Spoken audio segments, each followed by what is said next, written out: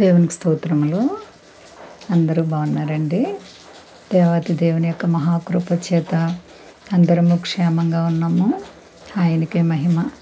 దేవుడు ప్రతి విషయంలో మీ హృదయవాంఛలను ప్రభువారు తీర్చునుగాక. ప్రతి కష్టంలో విడుదల కలుగునుగాక.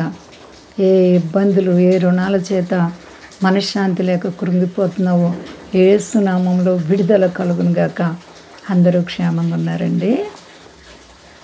ఈరోజు దేవుని వాగ్దానం లూకా శుభవార్త 15వ అధ్యాయము 11వ వచనం. ఒక మనుషునికి 2 కుమారులుండిరి. వారిలో చిన్నవాడు తండ్రి ఆస్తిలో నాకు వచ్చు భాగమిమ్మని తన తండ్రిని అడుగగా అతడు వారికి తన ఆస్తిని పంచిపెట్టెను. దేవునికి స్తోత్రం. హల్లెలూయా. చూడండి, 2 కొడుకులు ఉన్నారు ఒక తండ్రికి. అయితే చిన్న కుమారులో సాతాను ప్రవేశించింది. సాతాను ప్రవేశించి హృదయంలో పాపపు కోరికలు, తలంపులు వచ్చేసి ఏ విధంగా నా ఆశలు తీర్చుకోవాలి, ఇక్కడుంటే నా హృదయవాంఛలు తీరవు, నేను అనుకున్నట్లు చేయలేనని అతనిలో ఒక ప్రేరేపణ వచ్చింది. ఎప్పుడైతే సాతాను ఒక హృదయంలో ప్రవేశిస్తాడో అనేక తలంపులు పుట్టేస్తూ ఉంటాడనమాట. వాడికి అనుకూలమైనటువంటి ఆలోచనలు పుట్టేస్తూ ఉంటాడు.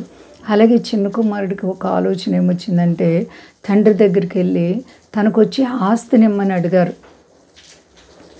ఆస్తినిమ్మనగానే తండ్రి ఎందుకు బాబు, నేను ఇవ్వను అని ఏమనలేదు. ఎందుకంటే చాలామంది తల్లిదండ్రులు తమ ఆస్తిని పిల్లలకి ఇవ్వరు. ఎందుకంటే ఒకవేళ దుర్వినియోగం చేసేస్తారేమో, ఆస్తిని పాడు చేసేస్తారని చాలామంది ఎవరు.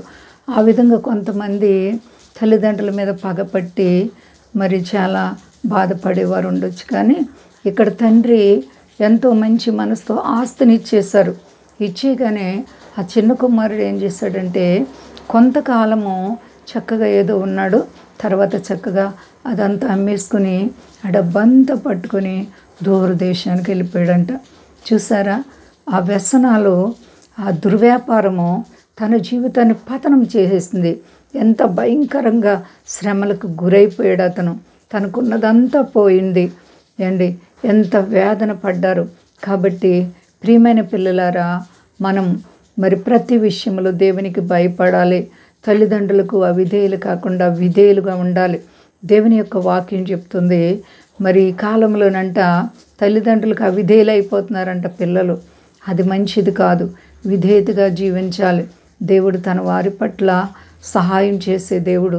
అందుకే మరి ప్రభు చెప్తున్నారు, మీ పిల్లలను ప్రభు యొక్క శిక్షలోను బాధలోను పెంచండి అని పౌలు గారు ఎఫెసీ సంఘానికి రాస్తున్నారు. కాబట్టి పిల్లలను మొదటి నుంచి దేవునిలో భయభక్తులుగా పెంచితే వాడు పెద్దవాడైనప్పుడు దాని నుండి తొలగిపోడు. కాబట్టి ప్రియమైన పిల్లలారా, చక్కగా దేవునికి లోబడేటట్లు పిల్లల్ని పెంచండి. మరి తండ్రి ఆస్తంతా తీసుకొని చిన్న కుమారుడు వ్యసనాలకు గురైపోయాడు, మొత్తం పాడైపోయాడు, ఏమీ కూడా లేకుండా మొత్తం పతనమైపోయాడు. అలాంటి పరిస్థితి కలగడానికి గల కారణం తన యొక్క మరి ఆత్మీయ జీవితం చెడిపోయింది. పాపం అతను రమ్మని పిలిచింది. కాబట్టి అలాంటి పరిస్థితులు ఎవరు కూడా ఉండకుండా పాపాన్ని విడిచిపెట్టి దేవునికి విధేయులై లోబడి దేవాతి దేవునికి భయము, భక్తి, విశ్వాసం కలిగి నడుచుకోండి. అంతా క్షేమంగా ఉన్నారంటే ప్రార్థించుకుందాం. ప్రేమ నమ్మకమైన మా తండ్రి, గొప్ప దేవ, ఇదిగో తండ్రి, మరి చిన్న కుమారుడు ఆస్తిని అంతా తీసుకుని వెళ్ళిపోయాడు తండ్రి. అయ్యా, అలా కాకుండా చక్కగా మా నాయన మీకు లోబడే జీవితాలు ఇవ్వండి. సమస్యలు, బాధలు, కష్టాలు, రుణాలు, ఆయా పరిస్థితులు ఉన్న ప్రతి బిడ్డలకు యేసు నామంలో విడుదల కలుగునుగాక. మా దేశాన్ని, దేశ నాయకులను కాపాడండి. మా దేశ ప్రజలందరినీ రక్షించండి ప్రభువా. ముఖ్యంగా నా తండ్రి, మీ దాసులను కాపాడండి. కడవరి దినాల్లో ప్రభువా మేమున్నాం తండ్రి. సర్వ దేశాలకి శాంతి భద్రతనిచ్చి మీ నామాన్ని గొప్ప చేసుకోండి. నా తండ్రి, నీ చిత్తంలో మమ్మల్ని కాపాడి మహిమ పొందు.